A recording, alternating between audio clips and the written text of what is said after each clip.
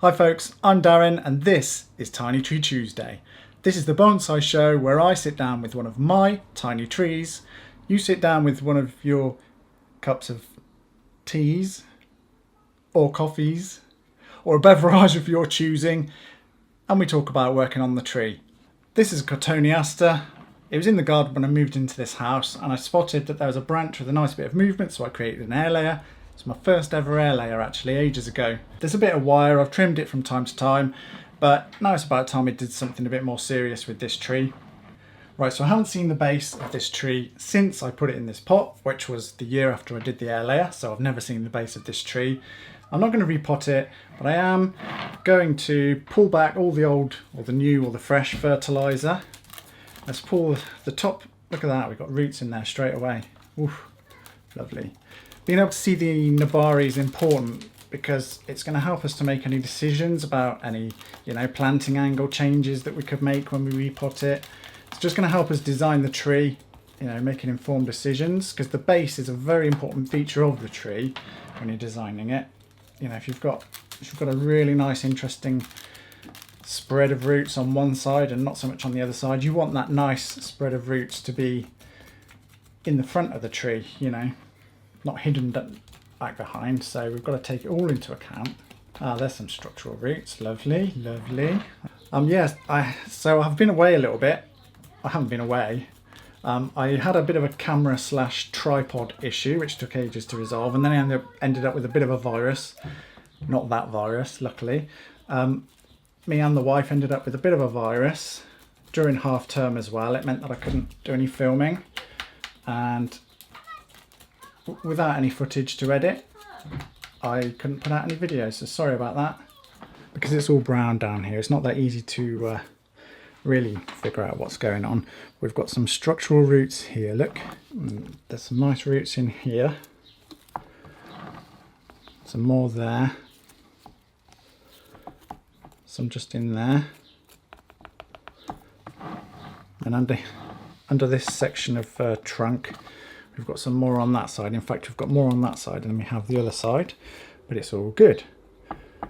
And because it's an air layer, what you tend to get is a really good spread. You get a really good, strong lateral spread of the roots. Just about anything's possible with this nebari. There's nothing particularly challenging to deal with. It's all looking good. So choosing a front then, there's a nice root out here that could anchor a bit of an angle change. And again, we could just as well go the other way. Then we'd have a nice sort of flowing movement in the trunk there. So that's an option. Right, okay. So we can either go with keeping the angle pretty much how it is. We can try and get more of a very bendy upright on the go. Or I think there's a bit of scope to go for more of a semi-cascade type of effect. In terms of the base, there's nothing stopping us doing any of those. The base is pretty damn good for all of that. Now, one thing I have spotted is in amongst all this, there is a completely dead stump. Not completely dead, I tell a lie. There is some living stuff on it, but I don't see it being part of the design anyway. So I'm going to take that dead stump out, and that can be the start of the work.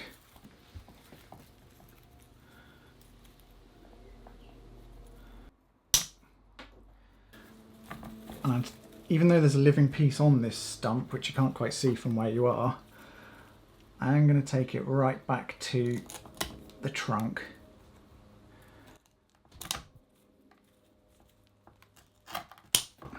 Because it doesn't actually really do anything for the line.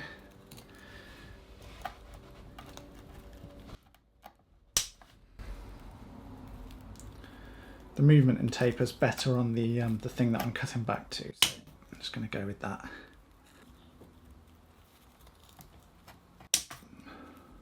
Just continue to take bites out of it until we're almost there. Okay, and that's where the stump was, and it was just coming up like this. It had no taper or direction change, unlike the piece that we're leaving behind, which is much nicer. So I'll just clean that cut up and put some paste on it. I have a new knife for cleaning up cuts. This one's just about had it and to be honest with you, wasn't really that good.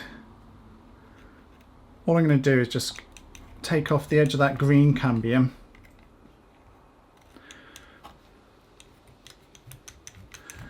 Smooth out any lumps as well while I'm here.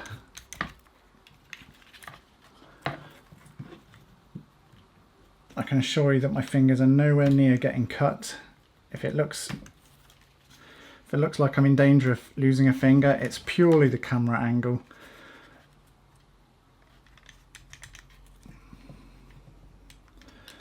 Yeah, it's important to use a clean cut edge on this cambium.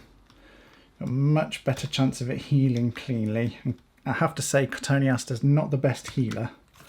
So if you've got any designs of healing, any cuts, anything you can do to swing the odds in your favour, well worth doing. Even though this is a fairly large cut, it's not exactly a small pruning wound. I'm actually using Callus Mate, which, because it's Cotoneaster, like I just said, they don't heal particularly brilliantly. This delivers a really good hit of the hormones that promote healing and cell division. So I've left 1, 2, 3 branches and the trunk leader. I don't really need all of those bits there in the long run, but having them there is going to help it heal in the short term, so I'll just go with it for now. Okay, so as we follow the what is essentially the trunk line along, we've got a branch on this side, we've got a branch here, we've got a branch down underneath there, and then it comes off up into this tuft up here. Lovely. Let's have a look to see if that large cut has done anything to change my mind or inform the decision about whether to go for a cascade or an upright sort of design.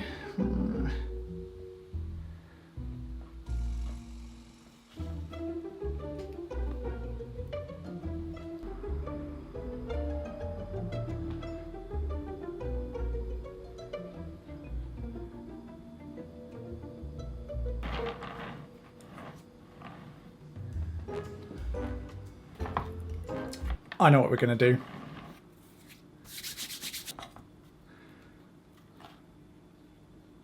I think having the tree slightly angled this way, tipped up a bit. The reason I've changed the planting angle just a little bit is to take this first bit of trunk off vertical. So now we've tipped it a little bit so it's like that. And then we've got a branch right here that I can use if I want to disguise the chop that we've got here. Might not be necessary, but it's an option. And the trunk sweeps over in this direction, comes back around, moves away from the viewer, and then we can use this bit to bring the apex back over the base somewhat and back towards the viewer. I think that ticks all the boxes. Nebari wise, we've got some nice structural rootage here, here, and out here. So there's a really nice spread of roots for the viewer to look at. I think that's bang on. With the angle and the front chosen, I now turn my attention to this first branch. I'm just going to tweak it up just a small degree. I then want it to come up and back again.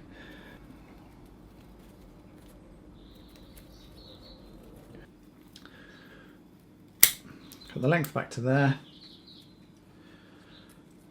All right.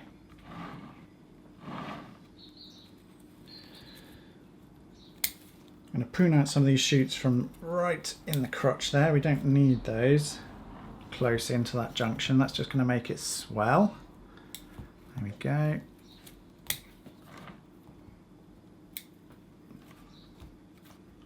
So the next branch that I'm going to turn my attention to is this one out here. I do think that one's a keeper in the long run. I'm not just keeping this branch as a sacrifice for the healing. I am probably going to end up keeping this one long term. And we've got a bit of a strong upward shoot here, and it's also got this weaker piece at the same junction. I'm not needing both of those. I'm going to take the vertical piece off. There's a dead twig just there. this is much too long. Cut that one back there. This is also much too long. I can cut back there. Okay, so now we're up following the trunk up onto this next branch now. We've got some shoots on the interior right next to the crotch that we're not going to need. There we go. One back here. Clean up that primary structure. So on this branch we've got a weak piece there. We've got a small piece at the front there. Then we've got a stronger bit off to the right. No, off to the left. I've got to decide, do I want to keep all three of these? No, not really. This weaker piece, A, it's weak, and B, it's in an awkward position inside that bend, so I don't want that one. I do want to keep this branch, and it's got a nice piece of ramification. It's got some nice twigging. We've got one branch there, continues. Got a small branch there, another branch there, then two stronger branches at the end. I'm going to cut this one back to 3 leaves. I'm going to cut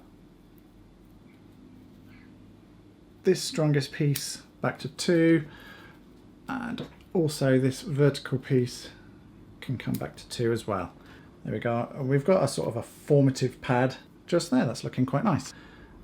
Now this bit up here is coming from the trunk and going straight upwards. With it being near the top of the tree, it's in danger of getting away from us. I do think it's got some utility. We could put a bit of movement into it and put it into a nice position, so there's some use to keeping that. Let's leave that for the time being. While I'm here, I will take its spent flower buds off. That's going to save the tree energy. Okay, so I'll put a bit of wire on that branch. I will just pluck out any buds that are quite close to the inside that I'm not going to need. Right, now I'm turning my attention to this apical region. This branch kind of continues the trunk. I don't need that. Yeah, this one's in a better position to fill in that space. It's much more usable. And we've got a split into and it divides into 2 here. I'm actually not mad at that. There's a little shoot on the inside just on that bit that I can take off. It's just cluttering up the junction unnecessarily, that one. Okay, so this piece is really much longer as the apex than I need it to be. It's clearly the strongest part of the tree now, so I'm going to cut it back to some side shoots and remove some of those berries that are forming from the spent flowers. Don't need those. Pretty as they are, at this stage we're in the development phase. We want to drive all the tree's energy into growth, not into fruits. We don't want seeds at this stage, definitely not. No, no, no. It's just a stub from our previous pruning there, can cut that off. And then just a final thought. Okay, so I'm going to keep both of these apical shoots. I'll bring one a little bit further round to the back, and then this one's going to come up and forwards to form our apex. I'm going to need to put a little bit of wire on, so I'm just going to clean out some of these shoots or some of the buds and leaves that are pretty close in to those crotches, just so I can get my fingers and wire around without leaving damaged material behind.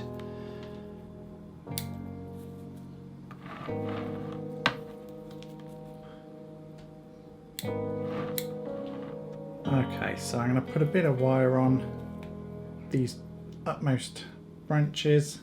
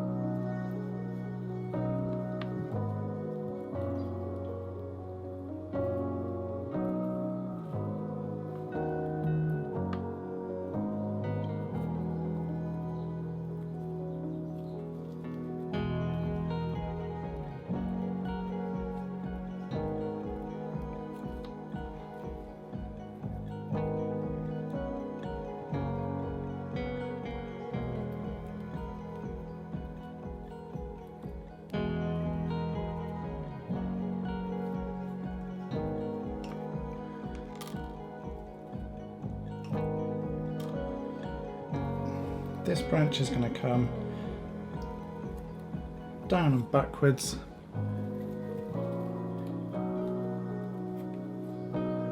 Actually no, I've changed my mind. Don't want that one coming down. This one's going to come across here. Then we'll have this branch out in the light over here, and this one out somewhere here. Now this branch I do want coming somewhat backwards.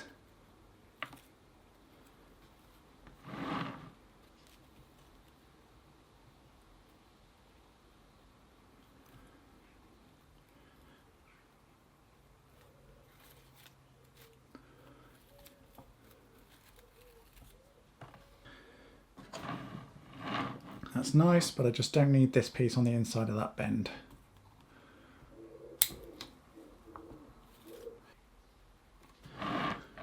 And also I now know that I don't need this big long piece. It's on a downward position on the trunk, and I don't need it in, you know, it's going to be shaded out by other branches in the area.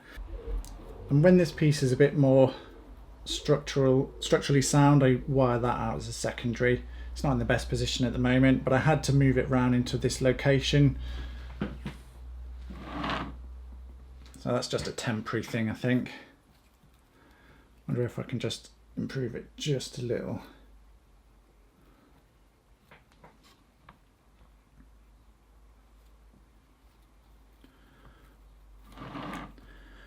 Yeah, so it's a bit better now where it is. I've just rotated that branch. When it's strong enough, I'll wire it so it sits something like this as a secondary.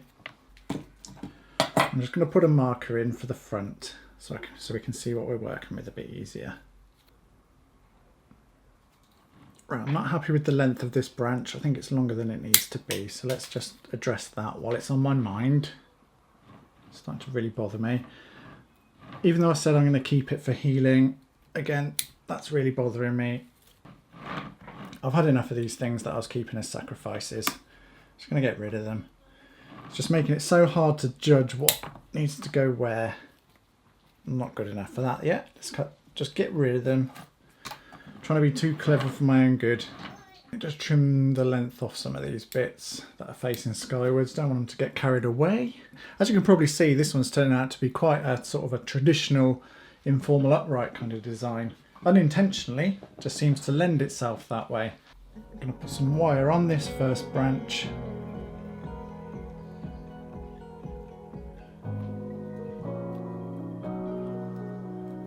And then carry it up to the apex.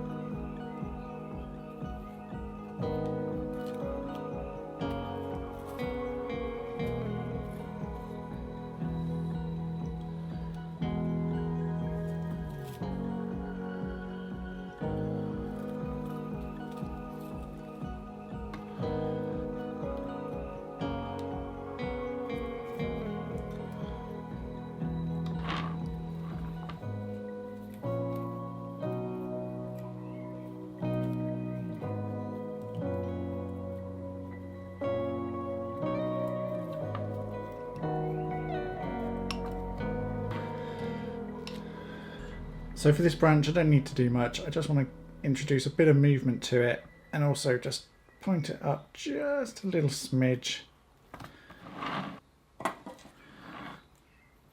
Take the tip out of it. That branch is going to look awkward for a while. It's just going to give us a nice foreground branch to work with as it grows and develops. In the short term though, it doesn't look great.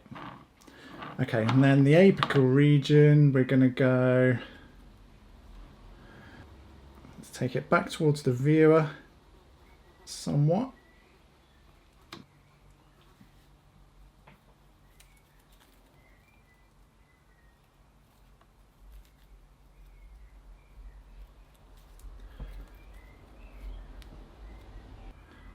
Oh, that's looking better. I've tweaked this branch as well.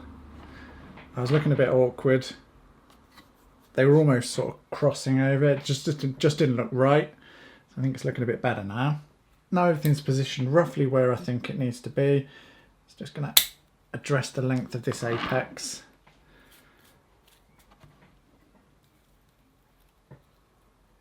That branch as well, that's a bit long. Yeah, this is a bit extra.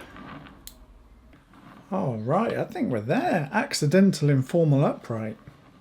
Take a bit of weight off that one. Yeah, okay, well, I think that's looking all right. I'm not mad at that at all. I think that's pretty much the structure in place. So there we go. That's a Cotoneaster I. That could be a cute little tree in time. There we go.